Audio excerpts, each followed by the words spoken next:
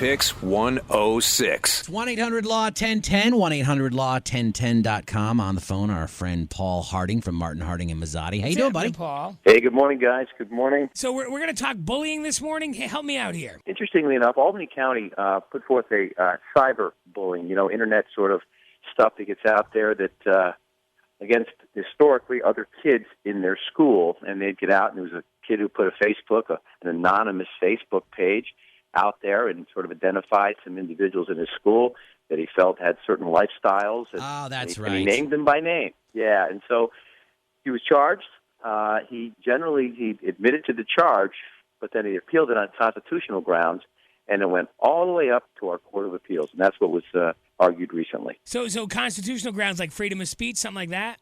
Yeah, freedom of speech, it's a sort of thing where the New York Civil Liberties Union, they come forth and represent you kind of for free. So they represented this individual and basically said the statute is just too broad. It used words like harass or annoy.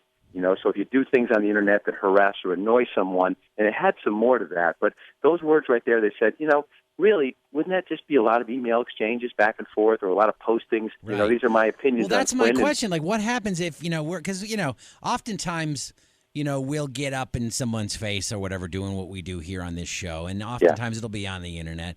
What's the difference? Well, the statute was limited to children, Okay. first of all, so you're going to have the underage folks. But really, they said, well, it doesn't matter. Free speech, everyone gets the same right of free speech. But therein lies the issue. I mean, we see the problem. We see that it can happen. Somebody can be very cruel on the internet and can say things about people. But number one, some of it might be true, right? I mean, someone may say something about someone that may be true, Right. and here they are posting it on our social media. Even if all these laws are implemented, and they won't all be, but even if they are, they're still bullying. You're still going to get your fair share of bullying, I think. All right. I think. Well, all right. I wasn't bullied much. No, Cantero was the I kind of didn't guy do who any would bullying, he would but I bully the but- new kid who rolled into town for a year. I just think it was easier when we had notes. Like, if I wanted to talk smack about you, Paul, I'd just pass a note to Quinn, Yeah. and we'd have a chuckle between us. Yes. Now I post it on Facebook, and 800 friends see it. That's the problem, right, isn't it? Well, I don't know. We were better when we just had notes. Yeah, back in the day, you put tape on it and you stuck it to my back, and I'd walk around school with something on my back. Yeah. See, you and me both, Paul. You and me both. Paul, you weren't bullied, were you? I really wasn't. I went to a small school, Shelmont High School, locally here, and I don't remember it happening at all. Do you And remember maybe it kids did. being bullied, though? Do you remember kids in your class being bullied? Maybe young, maybe in that middle school years, and but it seemed like we kind of handled it. Like if there were kids who were getting bullied, somehow we stepped up and kind of told people, don't do that or we're going to have a problem kind of thing. There always seemed to be somebody who would stand in the shoes of those who were a little less. line of crap he throws me all the time. No, that was true. I was the guy. if I saw you calling Big Doug smelly, I'd step in there and I'd stand up for Big Doug. Well, it's Paul Harding from Martin Harding and Mazzotti on the line. 1-800-LAW-1010, 1-800-LAW-1010.com.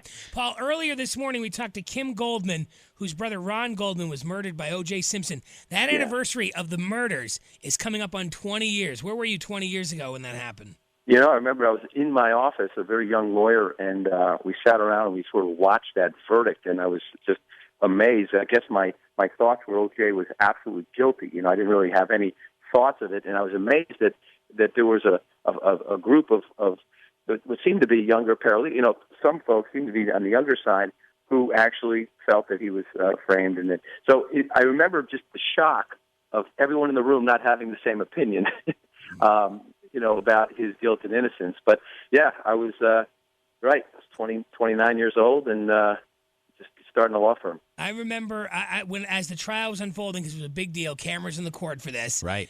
Judge Ito. I was shocked at how happy Judge Ito was. Like, if you mailed him, we were at a radio station, I was at WHEB. If you mailed him a mug, he'd put it on his desk in court.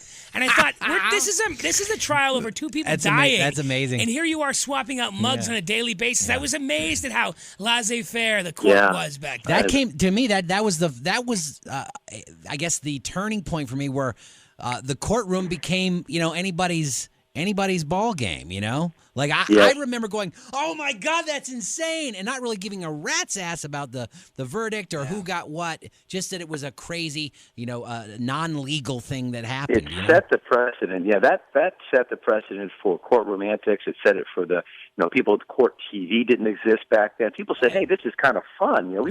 We want to get into this, Let's even jazz though it up. Well, we're talking about victims and we're talking about the real stuff. But sure, that launched that whole genre of TV. I forgot about that. You're right. Yeah. There was no court TV, and that was it. That was the foundation. Launched of the career TV. of our friend Beth Karras, that's for sure. Yeah, sure did. Yeah. Yes.